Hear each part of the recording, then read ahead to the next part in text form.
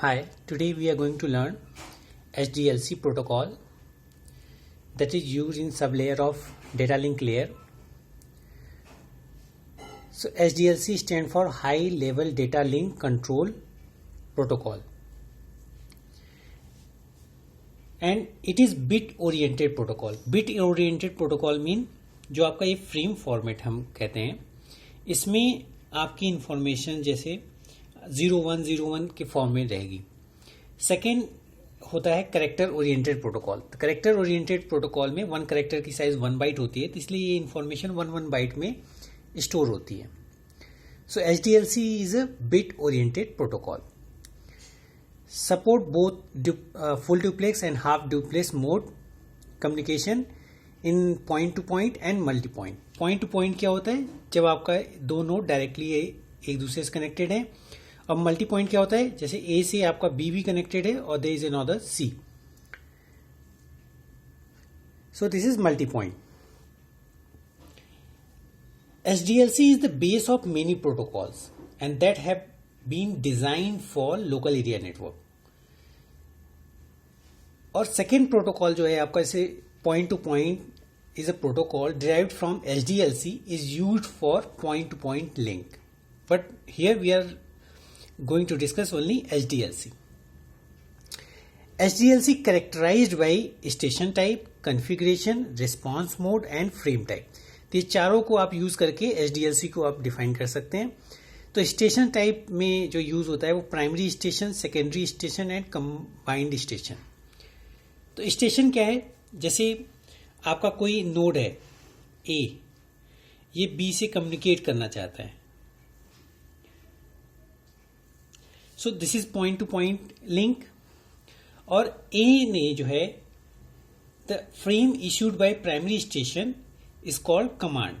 तो जो है प्राइमरी स्टेशन ने कोई कमांड दिया बी को और बी ने उसका रिस्पॉन्स दिया.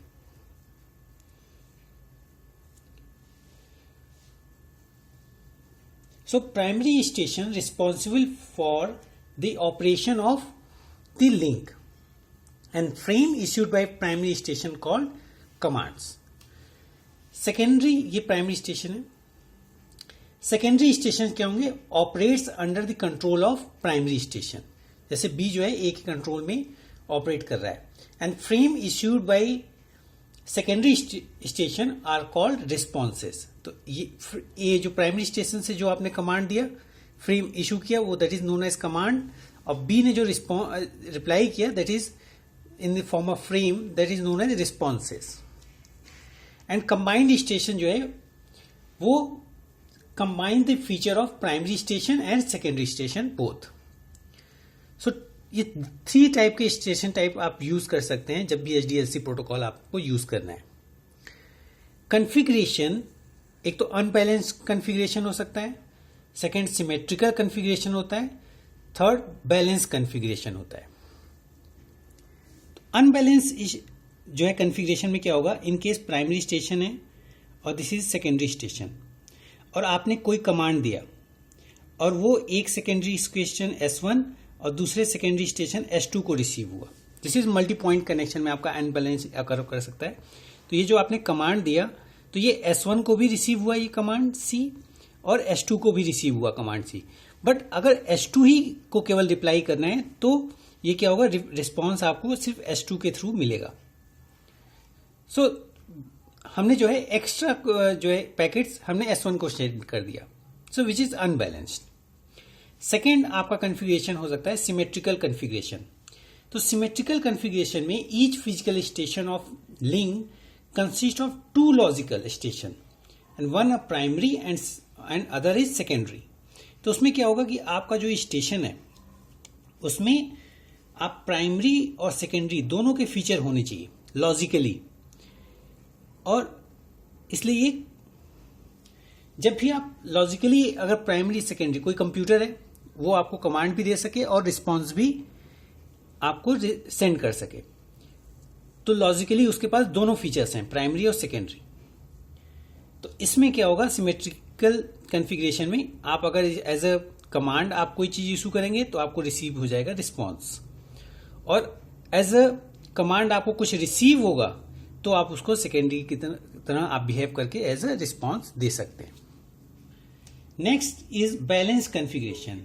बैलेंस कॉन्फ़िगरेशन में क्या होगा कि आपको कंबाइंड जो स्टेशन है वो आप यूज करते हैं बैलेंस कॉन्फ़िगरेशन में। तो बैलेंस कॉन्फ़िगरेशन जो है आपको कंसिस्ट ऑफ 2 स्टेशंस। एक कंबाइंड स्टेशन आप एक यूज कर सकते हैं, सेकेंड कंबाइंड स्टेशन आप यूज करके इसमें कम्युनिकेशन स्टेब्लिश कर सकते हैं। तो these are the configuration you can use in HDLC. Response mode क्या है कि जब आप ट्रांसमिशन कोई चीज करते हैं तो उसमें रिस्पॉन्स मोड कितने हो सकते हैं। एक तो नॉर्मल रिस्पॉन्स मोड हो सकता है, सेकेंड क्या होता है एसिंक्रोनस बैलेंस मोड हो सकता है, और थर्ड एसिंक्रोनस रिस्पॉन्स मोड हो सकता है, दैट इज ARM। तो नॉर्मल रिस्पॉन्स मोड आपका अनबैलेंस कॉन्फ़िगरेशन में अगर करता है और एसिंक्रोनस बैलेंस मोड आपका बैलेंस कॉन्फ़िगरेशन में हो सकता है, और एसिंक्रोनस रिस्पॉन्स मोड भी आपका अनबैलेंस कॉन्फ़िगरेशन में एग्जिस्ट कर सकता है। So these are the response mode and the most important is frame format.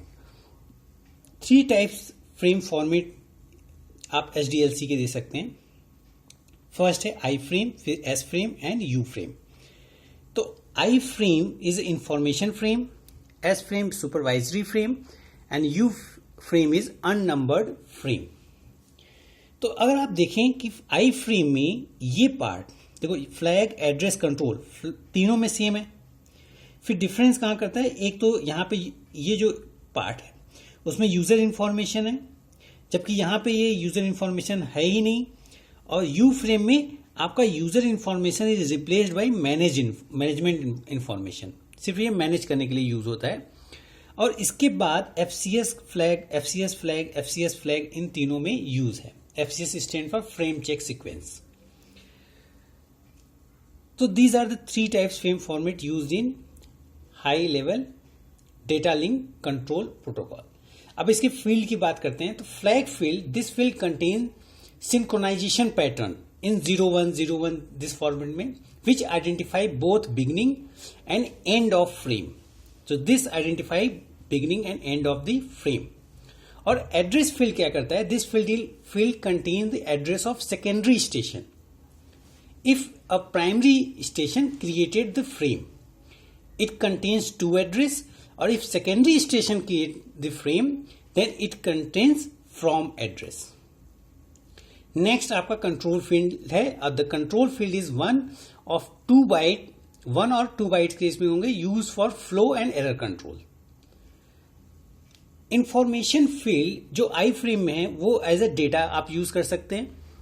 S frame में इंफॉर्मेशन फील्ड तो होती नहीं।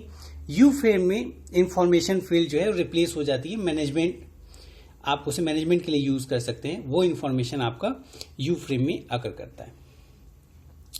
FCS field, तो FCS stand for Frame Check Sequence, is the HDLC Error Detection Field. ये आपका क्या है, HDLC Error Detection Field है। So these are the field which is used in HDLC frame types. Thank you.